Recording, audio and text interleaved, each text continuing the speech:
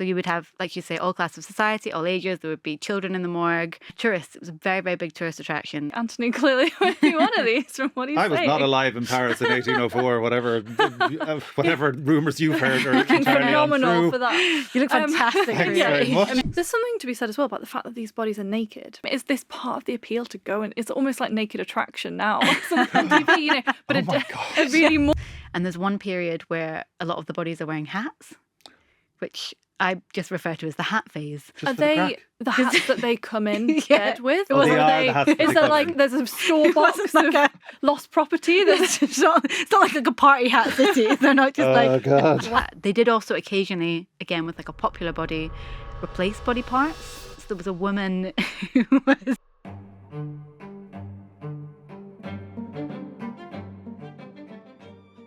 Behind the Gothic Cathedral of Notre Dame in Paris, where the 5-hour coronation of Napoleon took place on the 2nd of December 1804, is a garden.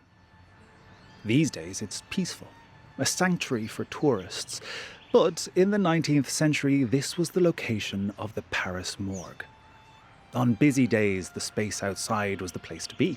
Old ladies sold waffles to children in the queue, and a macabre buzz of excitement filled the air whenever a morgue wagon rolled by. Inside the morgue itself, there was a large hall with a series of gigantic panes of glass at one end. The crowd pressed against them as if these were the windows of one of Paris's famous department stores. But instead of gawping at the latest fashions, they were looking at corpses. 2 rows of 6 bodies laid out on slabs, completely naked. A gentle stream of icy water falling onto each of them to delay the ravages of death. Hello and welcome to After Dark. We are talking this episode about the Paris Morgue. Now, I don't know about you, Anthony, but I hadn't heard of this before. I don't know how we hadn't heard of this. Paris Catacombs, sure. So our guest today is not talking about the Paris Catacombs, but No. she is a Paris cat. Cat is Very good. nicely done. I'm pleased with myself. Cat Byers you are a historian working on a PhD all about the Paris Morgue and other international morgues. We'll get into that. You research just sounds absolutely fascinating. So you work on crime scene photography. I'm right, I think, in thinking that you are a photographer as well, that you do some of your own photography. Is that right? Yes, I do, although not of crime scenes, of food. I worked in food before I got into morgues. Amazing. So yeah, there are some overlaps between food photography and morgue photography that you wouldn't expect. But I mean, everything we is need to talk still. about So yeah, absolutely incredible. So we're going to talk about the Paris morgues first of all, and then we can discuss all of these other things. Just give us an overview of what they are, because I had no idea that they existed. Yeah, so basically the first ever modern morgue was established in Paris in 1804, and that basically became the model for morgues around the world. The inspiration for starting it, they'd had versions of the morgue or a morgue in Paris for hundreds of years. It was essentially a basement where bodies that were found in the streets or in the river were kind of just piled up on top of each other, and if someone had gone missing, you could just go and look through this grate and see if you could recognise your cousin. So this was what was there before? Yeah, before Yes. the morgue. Yeah, So this yeah. is, we're talking from like kind of the 1400s Right. onwards. And then for a couple of reasons, mostly to do with massive population growth in the kind of just before the 19th century, and then also kind of a change in policing, and there's more interest in surveillance and kind of modern policing techniques, and this interest in knowing who was who and who was in the city. They established the first ever morgue in 1804. Shall I tell you what they're not? Shall I tell you what the morgue is not? It is What? not the catacombs, right? It is not the Because catacombs. we started this with producer Freddie and history head Beth talking about the catacombs, which were doing the rounds on TikTok. Like, apparently they were having this viral moment on TikTok. Can you tell us a little bit about what the catacombs are and what they're not, and how they're different from the morgue, just for anyone who's coming to this topic via TikTok? Yeah, so I mean, the morgue is fresh dead. I'm going to put it that Nice. way. So yeah, thank you. Basically, the morgue is people who've just very recently died and are being put on display or for the purpose of identifying people. The catacombs is where the bones of over 6 million Parisians are stored. So the catacombs, essentially that space was previously a quarry from when Paris was being built. And they had to empty out the cemeteries in the kind of mid-1700s because they were getting overcrowded and various different reasons. And so they put them all down there, basically. And then it became an attraction in itself eventually. And they made these sort of, I don't know if have you been to the catacombs? I actually haven't. Oh, it's great. I went on my birthday one year. It's fantastic. Oh my God. Obviously. That's an ideal Very- birthday, It's a isn't really it? good Very birthday much on my to-do list. activity. I'm really interested in people visiting these sites because Yeah. something that's come up in the notes that we're going to talk through is this idea of dark tourism. And this is quite a modern term, but it really can be applied to more historic visiting, can't it? And the morgues, and I would say the catacombs as well, kind of fall into that category. So can you explain to us what dark tourism is? Yeah, absolutely. So, I mean, dark tourism as a concept, I think the phrase has only been coined relatively recently, but it's this idea of visiting dark sites or places where deaths or mass murder or genocide in some cases occurred, and basically, yeah, being a tourist attraction, essentially. And people often who have discussed the morgue sometimes refer to it as a dark tourism site because people used to go there to see the bodies, and it was a fun activity. It was the best free theatre in Paris, and it used to draw in absolutely enormous crowds. You could get up to 40,000 people a day when there was a quote popular body on display. So, Sorry to interrupt you, Kat, but It's okay. what constituted a popular body in this period? Are they celebrities? Are they people who've died in particularly gruesome ways? What is the attraction? So basically, it's the morgue kind of coincides with the rise of the tabloid press as well. So there would be a murder written about in the press, and they would say that the body was on display in the morgue or a suicide or something like that, and people would read about that and then go to the morgue to see the body. So it's kind of a bit of like living in a real life crime novel, in that you could go and it would also be serialized. The updates. Have they found anybody? Have they found a potential, the murderer or anything like that? Are there any updates in the case? And then the trial perhaps would be serialised as well. So, yeah, essentially there would then be these kind of popular bodies that people would read about. There's certain cases throughout the period. And, yeah, there would be an absolute rush on the morgue of everyone going to see them. We come up against this so often on After Dark, where we think this concept of true crime or the interest in true crime is a modern phenomenon where people have been drawn to these things, and it says something about our own time. It says something about the times we live in. But actually, what we have found over and over again is that this is, as long as there's been people, there's been an interest in how people are dying. And the more gruesome, the more interesting. And this seems to really encapsulate that in a very cheek by jowl kind of way. So tell us, when did it open? What is the context of the Paris morgue officially coming into place? It's the beginning of the 19th century, right? Yeah, so there's actually two Paris morgues. They kind of blend together. So it first opened in 1804. As I said, it was kind of originally born out of this weird basement prison space, and then it was formalised and they created this morgue in 1804. And then that one lasted until 1864. So the original morgue at the time was very modern when it was built, and it was built on Ile de la Cité, right in the centre of Paris. But after 60 years, the population had then grown and grown again, and it was just too small. And it was also quite rudimentary in that there wasn't separate entrances and exits and for the bodies and for the audience. Audience, perhaps the wrong word, but the spectators and visitors. So the bodies would also be brought in the same entrance. So you could be standing there and a body would be brought in past you. And there was also very limited kind of scientific and forensic facilities at that point. And then they decided to build a new one. And this is also coinciding with Haussmann kind of bulldozing, not technically the word, but like half of Ile de la Cité. And so then they built a new one, which was much, much bigger, which was just under Notre Dame. And that was in 1864. And that lasted until 1907. Did people pay to go in and see these bodies? No, it was free. You'd charge, wouldn't you, Maddy? Absolutely. No, absolutely For free. every visitor. Yeah, absolutely free. And it was listed in attractions in the newspaper alongside the Louvre and other places. So it was like, these are the opening hours.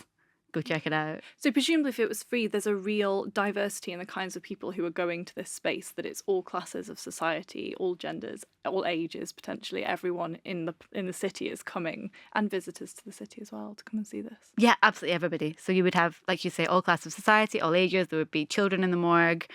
And yeah, tourists. It was a very, very big tourist attraction. So people would come from abroad if they were visiting Paris and pop in to see the bodies as like an unmissable sight because there was nowhere else like it. And did Parisians just rock up? Well, like, obviously people are coming, but, you know, if you just popped out of your Just a Parisian, Saturday just afternoon like, activity. I'll go and see the dead. Yeah, why not? Yeah, Why well, not? I mean, absolutely. It's a thing to do. I think obviously people also did go to try and identify Yes. the dead. So it did have a very important civic function. But there was plenty of people who just went for a big day out. Probably most people, I'm imagining, that most people went for the tourism day out element, or was it far more functional than that? I mean, it's hard to know numbers of exactly how many people were going for what purpose, but it was a very much a functional municipal site. So especially bodies that were, again, less popular. So obviously when they had these huge crowds, it would be a lot of people would be coming because they'd read about it. But there were plenty of people who went to identify somebody, because the problem in this period as well is that we've got this massive population growth. And there's also a lot of people coming into Paris to perhaps work in sort of labouring jobs or industrial jobs, and they don't have strong social ties. So if they die in the streets or in the river, it's hard to immediately identify them. So you need a site these people can be brought to and then identified. So the morgue is sort of reflecting that huge societal change that's going on. It's a good mirror for that. Something that's coming up for me is this kind of ethical issue. So really the morgue has these two almost opposing functions, really. On the one hand, it's administrative, it's the way that people can identify people they potentially know and love who've died. And then on the other hand, it's people just coming for a Saturday afternoon activity. Anthony clearly would be one of these from what he's saying. I was not alive in Paris in 1804, whatever rumours you've heard are entirely Phenomenal untrue. for that. You look fantastic. Thanks Yeah, very much. amazing. We'll get to your skincare routine in a minute. Retinol. Yeah, absolutely. Botox babes. So we've got these two functions of the people doing the tourism and the people doing the identification, and obviously you've got the police kind of thrown into that as well in this early forensic sort of movement, which we can get into. But was there a discussion about the ethics around this? You talked about the fact that the entrance was also the entrance that bodies came in. There's a real intimacy there. Were there issues? Did people see it as being potentially unethical to go and gawp at these dead people? I mean, absolutely. Throughout the period, there were discussions that would, kind of peak and then go down again, of people saying that it was wrong to expose the bodies. And also one of the main concerns was that it would inspire criminal activity. So that people would go and see the bodies. I can't imagine why it would inspire criminal activity, but there was this fear that, especially for children and people that, younger people going, or, people from the kind of like labouring classes, who they obviously always had these fears in the period about sort of degeneracy, and there was all these kind of social ideas. And yeah, there were fears that it would, and that was essentially why it closed. Yeah. Because they thought that it was actually, no longer appropriate to expose. I mean, expose the it dead. makes total sense, that fear about the fact that it might provoke kind of theatrical crimes as well. You think just across the channel in the 1880s, we've got the Jack the Ripper killings in Whitechapel, and that kind of the theatricality that comes with that, not only in terms of how those bodies are treated, those poor women, but also the sort of audience reaction. And there are waxworks made recreating some of the crime scenes and things like that. And you can see how that anxiety presumably existed in Paris as well in the 19th century. And that, I know it's a little bit later, we're talking slightly earlier here, but that fear that, as you say, the word sort of degeneracy, that there might be a prompting of criminal activity, criminal tendency, I suppose, that maybe that kind of having bodies and particularly murders on display might prompt more similar crimes, or worse crimes even. Yeah, absolutely. And it's interesting you say about, across the channel, because you'd often find English writers or Anglophone writers talking about the morgue and being like, oh, it's so French and they're so, they're so macabre. We would never do that here. And then they would all go to Paris on holiday, go to the morgue. But there was very much this judgment from outside of France of it being a real, macabre activity. And one of those examples is Charles Dickens, right? And that just doesn't surprise me at all. It makes perfect sense. It fits in with the image that we have of Dickens. Can you tell us a little bit about any visits that he may have taken? Oh, I mean, he was just a big fan. He was a big morgue fan. He went on Christmas Day one year. Yeah. real festive activity from Wow. Charlie. Yeah, He loves a bit of he- Christmas death, he doesn't he? does. I mean, for the Weird writer guy. that's so associated with Christmas and a very kind of what is now quite a chocolate boxy Christmas, that's an interesting thing for him to be doing on Christmas Day. Yeah, he's there writing about chocolate boxes, but in reality, he's looking at dead bodies. Yeah. Yeah, so I think he once wrote that he was drawn by an invisible force to the morgue, which is an excuse. Yeah. He just went.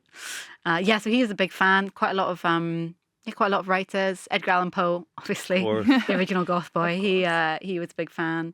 Émile Zola, Mhm. the French writer, wrote a book called Thérèse Raquin, and the morgue features in the book. Oh, yeah. Yeah, and it's got a great description of the morgue and how the bodies and how kind of visceral they are. And this was also in the period before refrigeration, so they really are. The bodies are very much decaying. It's in the period when it's just still water. That ice water dripping. is yeah. quite gruesome, right? Isn't it? I mean, I know Yeah. it's just the description of trickling ice water is there's something really unsettling about that. You can hear it. It's the audible thing of that ice trickling over the dead bodies. There's something to be said as well about the fact that these bodies are naked. Presumably, for most 19th century people, naked bodies are not something that you're encountering all of the time. Is this part of the appeal to go and it's almost like Naked Attraction now on TV, but Oh my a really morbid version? Like, is this a reason why people are going? I'm never going to see Naked Attraction the same way now. I'm so sorry.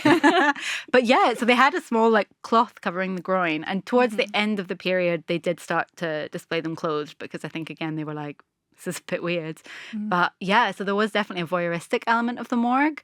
So a lot of people, wouldn't have seen a naked body, especially if you have kind of like young people going to the morgue. This is a chance to see someone naked. So there's a very weird sexual side to the morgue as well. Gosh. That's quite grim. But yeah. Well, Cat has very kindly provided us with some imagery, which I think it's probably time we discuss. So, I mean, help me here, Maddy, but I'll start off. What we have, we're looking at a group of relatively well-dressed people on the right-hand side of the picture, not exclusively, but predominantly. And then on the left-hand side, gosh, it really is like it's a shop.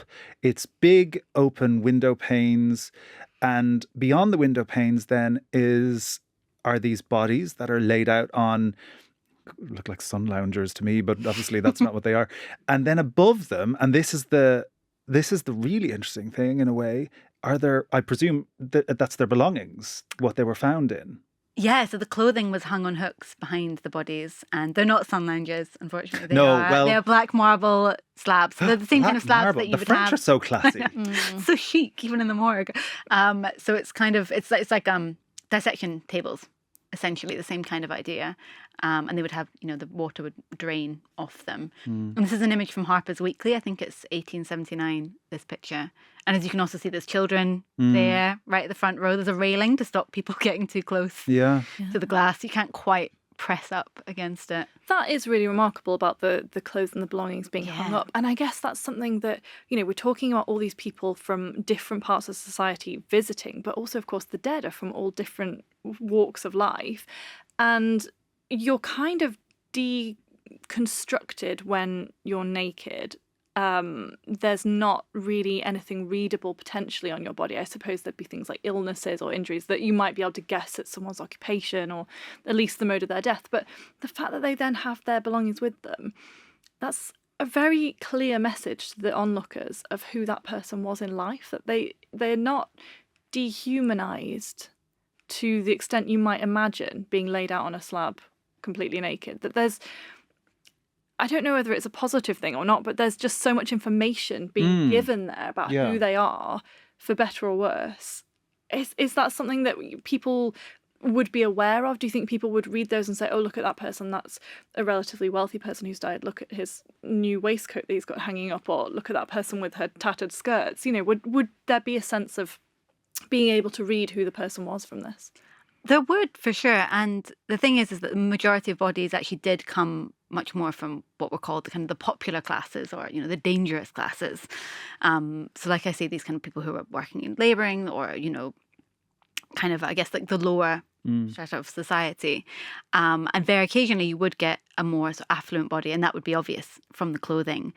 But the majority were from a specific class, which is kind of a contrast to the crowd, which, like we say, is all classes of society. And the clothing was one of the major ways of identifying people as well. So exposing the bodies actually wasn't the most effective form of identification. You can see from the records that actually it wasn't, really wasn't that effective. But clothing and photography later in the period, these all really helped identify, and also investigations, so police investigations would help as well. But the clothing's really interesting, and they still have swatches of some of it in the archives. Wow. Yeah. It is still little pieces. And they used to also, at the entrance of the morgue, there was a kind of a glass cabinet. And so if there were certain items that would help with identifications, for example, a handkerchief with initials on it, they would also be displayed there. So especially after the body had gone. Incredible. After the body, by gone, I mean decomposed too much to be put on display and buried, they could keep certain items like that. So there were bodies that could be identified. Still. Yeah, and the clothes would be kept for a while. And then the clothes were sold at auction for a bit as well. That also was hugely odd. valuable. Yeah, and also just they raised money then for the assistance publique. It says so much about the actual value of material things, and I don't mean necessarily textiles, but just objects in the 19th century that you only, especially if you're part of, as you say, the lower classes, that you would have a limited number of items that you owned, that you would have on your person. And they would be the things that people would recognise as being yours because there'd be so few of them and you would use them all the time. That's absolutely incredible. You spoke a little bit there about the police in relationship to the morgue and how a lot of these displays are used as a way of investigating crimes, trying to identify people. Can you tell us a little bit about how the police worked with the morgue? Are they running the morgue? Are they just popping in like these tourists and using it as a resource? How does that relationship work? So the morgue was run by the police, and it was very much a policing building. So in the records, when they're talking about setting up the morgue, they say that the purpose is to identify sort of civil status of people. So it is part of this larger movement in this period of wanting to know who everybody is. And so obviously as well, because the morgue had very many victims of, some of sudden death and accidents, but also of murders and crimes, the police really did do a lot of investigations at the morgue, and there was, specific rooms for police investigations, also for autopsies. So that was a very big thing that they were developing in this period, that a lot of autopsies would take place at the morgue. And are those happening on display? No, they're kind of behind the scenes. So the display room of the morgue and the place where the public come is kind of the front of the morgue. And then the back of the morgue is vast. In the second morgue anyway, there's an amphitheatre for teaching. They used to hold forensics classes. So there was also a relationship between the morgue and the medical school. So they would teach forensics classes there, and then there were all sorts of different rooms. There was a courtyard for photography. And Can I ask you, you hinted earlier that there was a point at which the bodies were no longer fit to be on display. What was that point? When they decomposed too far to be What's too recognisable. I mean, too far to be unrecognisable. But that's quite far. I mean, yeah. Again, it depends on the time of year. In terms of decomposition, obviously, doesn't always. It changes depending on the weather and depending on temperature, where the body's been found. Yeah. If you've been in the river for 3 weeks, Yes. I've seen photographs of those bodies. You're not going to do very From well. the 19th century? Yeah. Wow. Yeah, in the archives. No, I wouldn't recommend looking at them. But yeah, so you would have, when it was the cold water situation, you'd probably have 2 to 3 days. But then once fridges came in, you might have up to 3 weeks because they would just freeze them. Right. And then wheel them back out again. They actually had little wheels, bring them in and out on. And they did also occasionally, again with like a popular body, replace body parts. So there was a woman who was, I know, it just keeps going, doesn't it? Gift that keeps on giving. There was a woman who was found cut into pieces. The case was literally called The Woman Cut into Pieces. And her head had started decomposing, and they replaced it with a waxwork of her head. Of her own head? Of her head, yeah, to That's try and they did identify her in the end, so it did work. Her name was Jean-Marie Lamanche. Yeah, she'd been murdered, obviously. Something that Anthony and I are really interested in is Madame Tussaud and her waxworking, which obviously, was taking place during the French Revolution and in Britain in the years afterwards. Is waxworking a prevalent culture in Paris at the beginning of the morgue's life? Is this something that we see in terms of that world, in terms of the morgue, happening a lot? Obviously, with Madame Tussauds, we see it with executions and dealing with the dead in that way and sort of replacing parts of them, particularly thinking about the heads. Is that something that happens in the morgue regularly? It's not something I come across a huge amount. So it's normally for rare cases like this one with the woman cut into pieces, where they were really trying to find the murderer. Mm-hmm. But it's, I mean, there was a wax worker who did occasionally make models for the morgue. Mm-hmm. His name was Jules Tellerich. But it's not something we see all the time. Which adds up, because waxworking was preserved very much for the notable elements of society. And when we talk about Madame Tussauds and how she started that kind of encapsulating the people that were executed during the French Revolution, then you're looking at a certain level of society. But here, what's even more intriguing almost is that these are people whose names we probably would never have known if they hadn't been somehow immortalized. So in a way, these sources lead us down lives that would otherwise have been lost, despite the fact that we have to come across them in such a gruesome way. Absolutely. And so many of them remained lost and still are lost, yeah. because a huge number of people were never identified. I mean, there were hundreds and hundreds of bodies in the morgue every year, and a significant portion were never identified. There was a statistic saying that I think 1 in every 5,000 Parisians ended up in the morgue at one point, which is quite a lot of people. Yeah. And a huge number were never ever identified.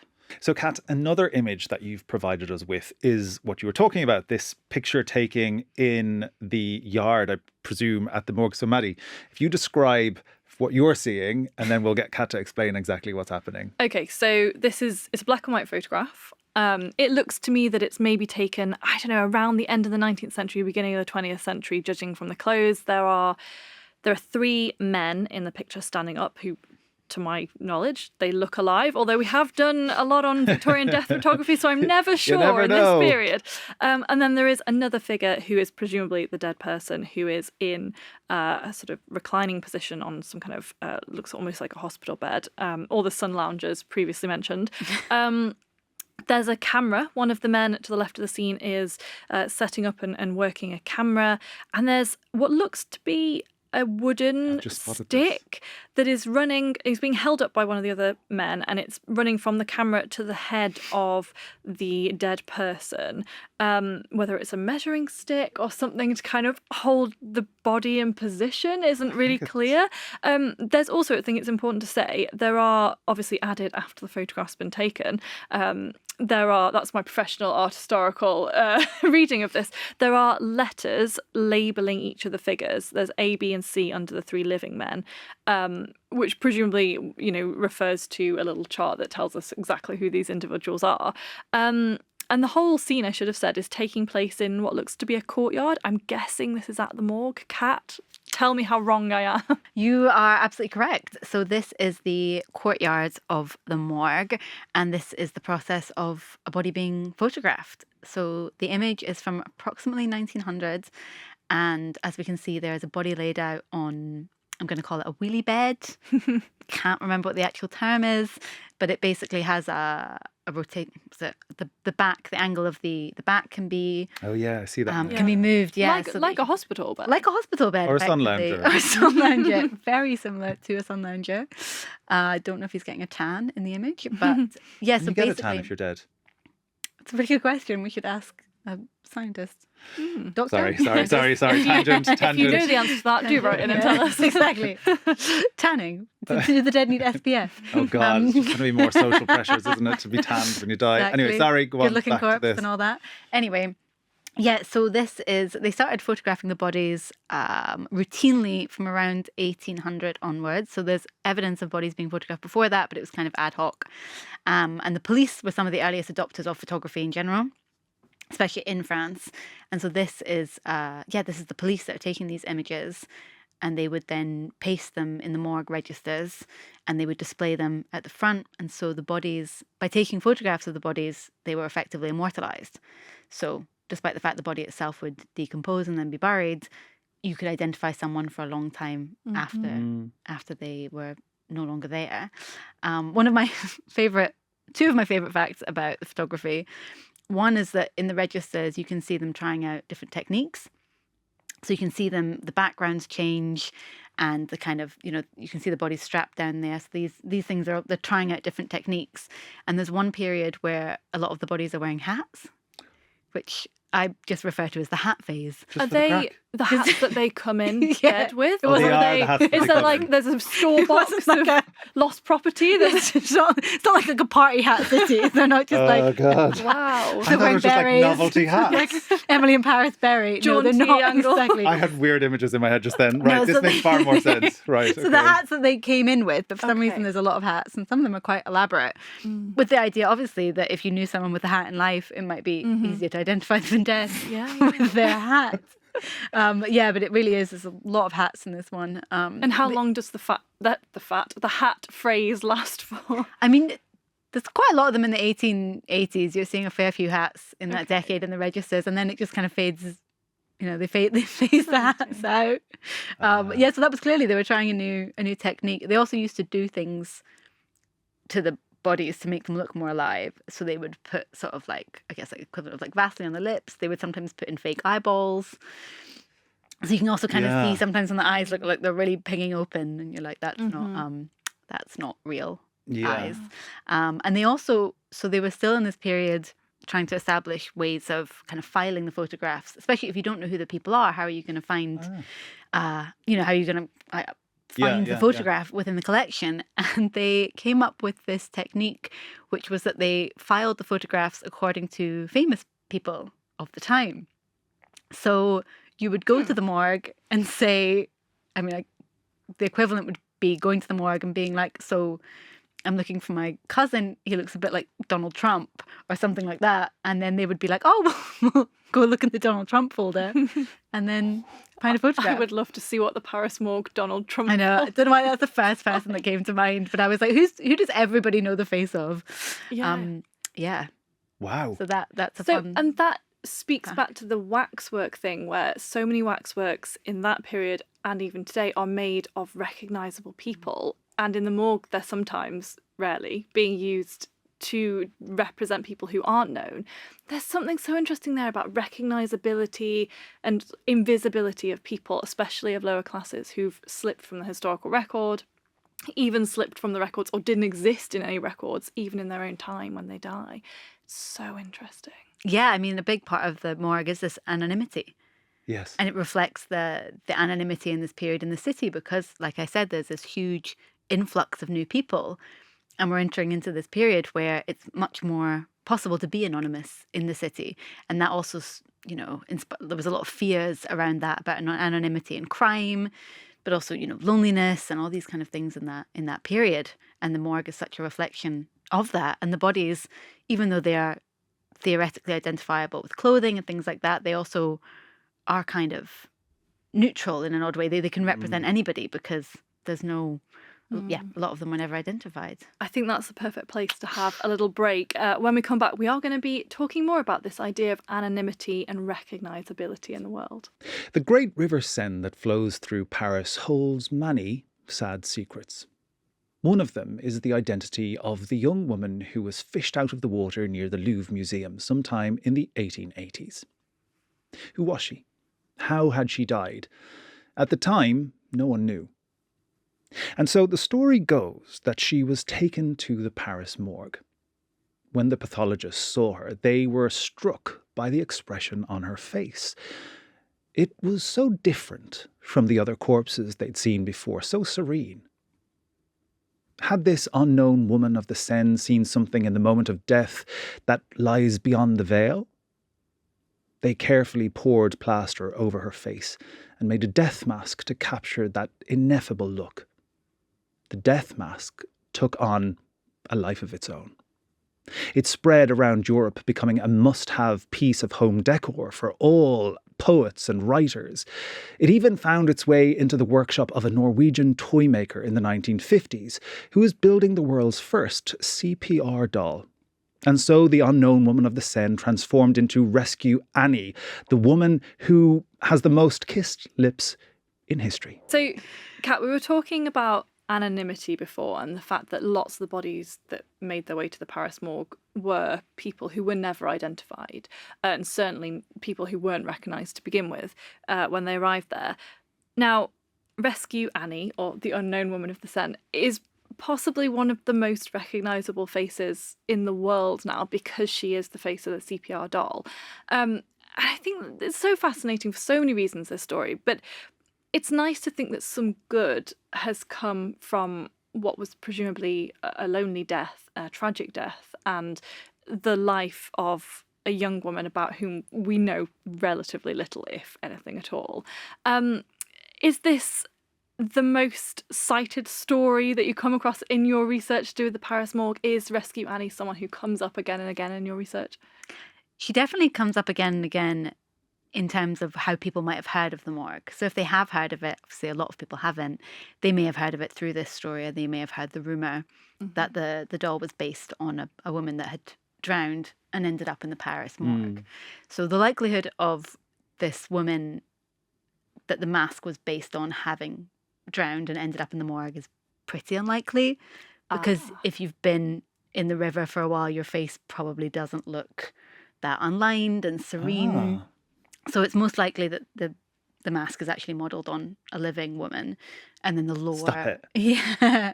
And then the lore. I mean, does she look like she's been in the river for a while to you? No, Yeah. I hadn't even thought about that, though. Yeah, so She doesn't even look particularly dead. No. And obviously there's so much about her Now that you said it. Yeah, exactly. Now you think about it, doesn't really look like a dead face. But No. she does. There were plenty of women who drowned and ended up in the morgue.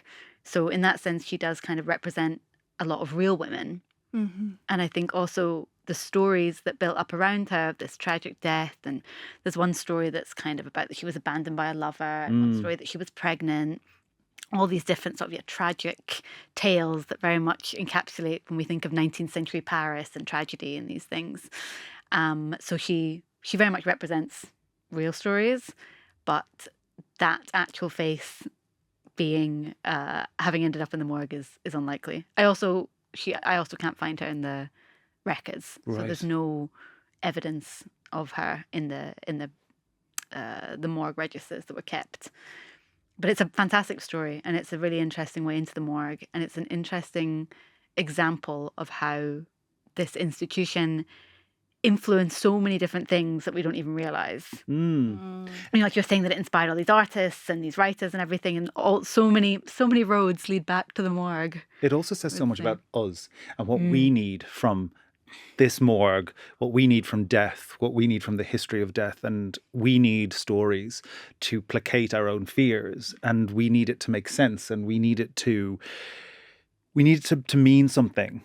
And so by giving Rescuee Annie all of this backstory and this tragic death, we somehow bizarrely comfort ourselves by saying, but look, there's a legacy. She lives on despite the anonymity. Especially the fact that she becomes the CPR doll who, you do CPR and so on in the hope that they will live. And that line between life and death and the sort of artifice of the doll, there's so much there about like imitation, about liveliness, about being still and being death that's uncanny to human beings. And I think she is uncanny, but I think she's hopeful.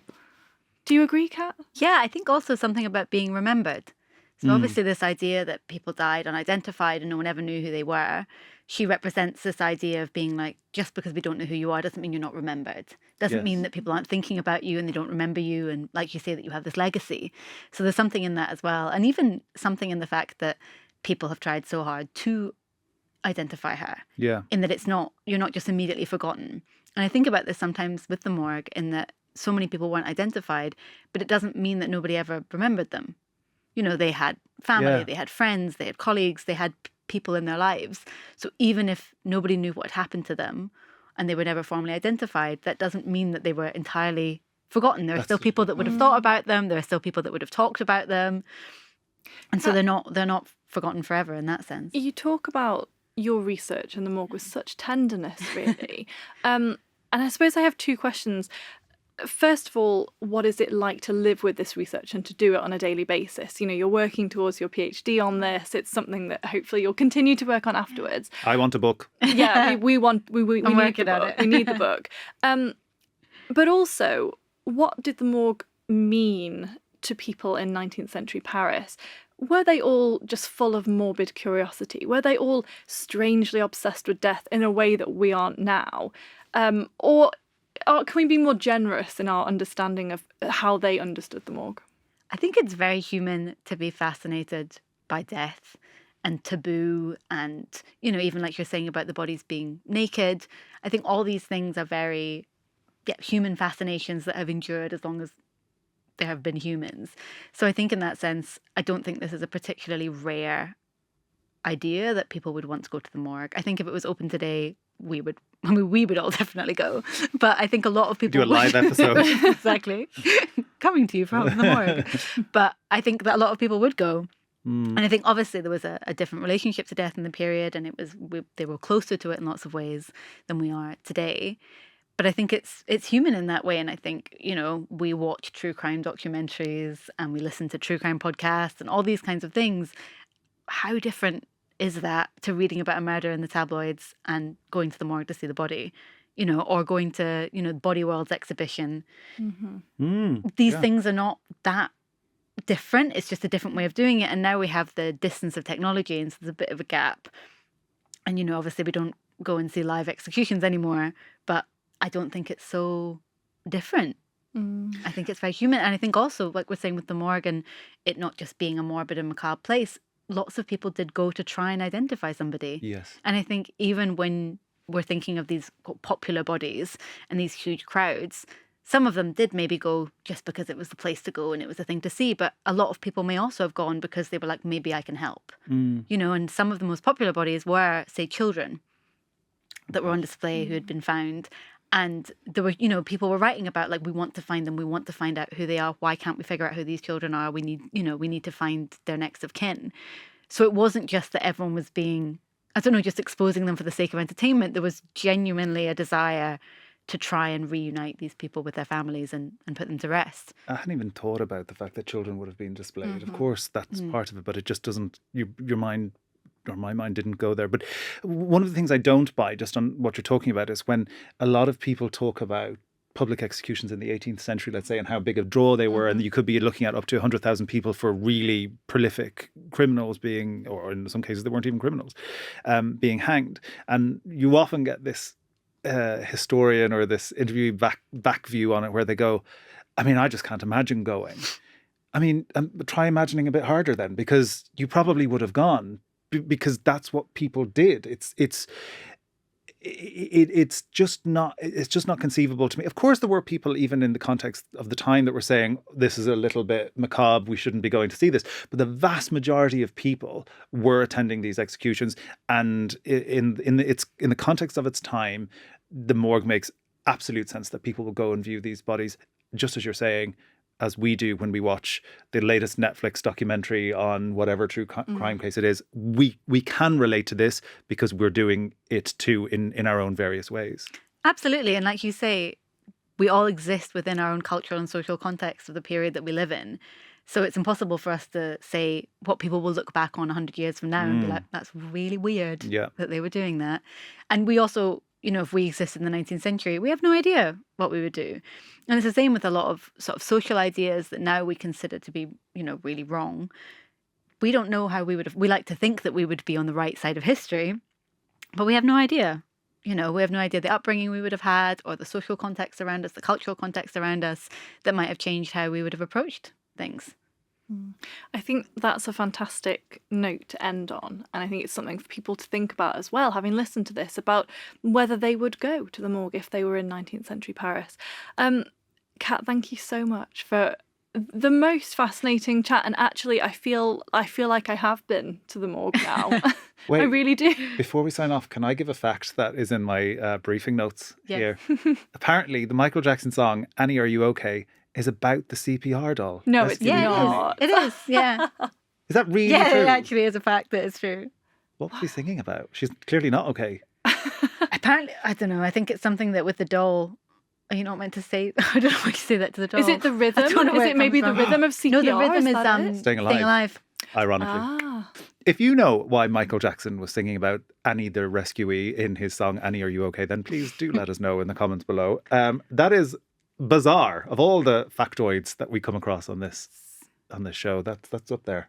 Yeah, that's going to stay with me. I'm going to have to listen to that now. I know. Yeah. I am going to have to Yeah, listen to and it to now. play us out. We can't get the rights. endless facts out of the morgue, I tell you. I'm kind of jealous of your topic. It's absolutely fascinating. Kat, thank you so much. Thank you so much coming for in. having me. This has been great. Thank you very much. If you've enjoyed After Dark, you can listen to our back catalogue of episodes and do leave us a review. We love to hear from you and it helps more people discover us. Bye.